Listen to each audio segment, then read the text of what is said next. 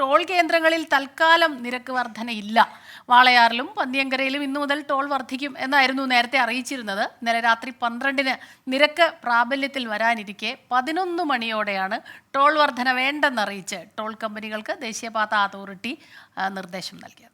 വിശദാംശങ്ങളുമായി പാലക്കാട് നിന്ന് നിഖിൽ പ്രമേശാണ് ചേരുന്നത്. നിഖിലെ, നമ്മളും ഇന്നലെ വാർത്തയൊക്കെ കൊടുത്തിട്ടുണ്ടായിരുന്നു. ഈ സാമ്പത്തിക വർഷത്തിൽ ഉണ്ടാകുന്ന മാറ്റങ്ങളുടെ കൂട്ടത്തിൽ ഈ പന്നിയങ്കര ടോൾ പ്ലാസയിൽ ടോൾ നിരക്ക് കൂടുന്നതും ഉണ്ടായിരുന്നു. ഇപ്പോൾ ദേശീയപാത അതോറിറ്റി എന്തുകൊണ്ടാണ് ഇത് ഈ നീക്കത്തിലേക്ക് പോയത്?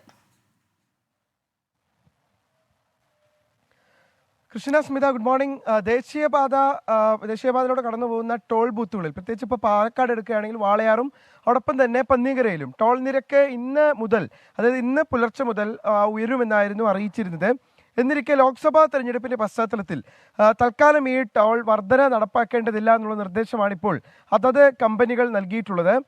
വലിയ പ്രതിഷേധങ്ങൾ ഉയരാൻ സാധ്യതയുണ്ടായിരുന്നു പന്നിയങ്കരയിൽ. കാരണം നമുക്കറിയാം, ഒരു ടോൾ ബൂത്ത് ആരംഭിക്കുമ്പോൾ, ഒരു ദേശീയപാതയുടെ പണി പൂർത്തിയാകുമ്പോൾ പൂർണ്ണമായി പൂർത്തിയായ ശേഷമാണ് അതിന് പണം പിരിക്കുന്നത്.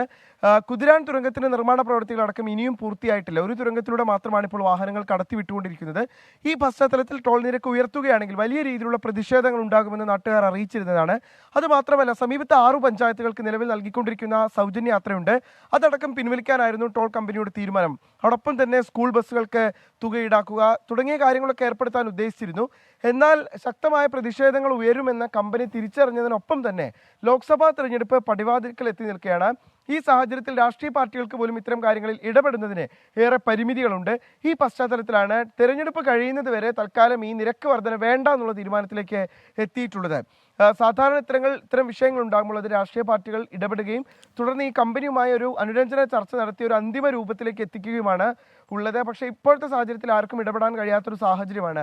അതുകൊണ്ട് തന്നെയാണ് ഈ തെരഞ്ഞെടുപ്പ് കാലം കഴിയുന്നത് വരെ ഈ നിരക്ക് സാധാരണഗതിയിൽ തന്നെ തുടരാനും അതിനുശേഷം എന്താണെന്നുള്ളൊരു കൂടിയാലോചനയ്ക്ക് ശേഷം നിരക്ക് വർധനയിലേക്ക് പോകാനും കമ്പനി ഉദ്ദേശിക്കുന്നത്. എന്തായാലും പാലക്കാട്ടെ കാര്യം ഇങ്ങനെയാണ്. വാളയാറിലും പന്നിയങ്കരയിലും ഇന്നു മുതൽ നിരക്ക് വർധനയില്ല. ശരി, നിഖിൽ പ്രമേശാണ് വിവരങ്ങളുമായി ചേർന്നത്.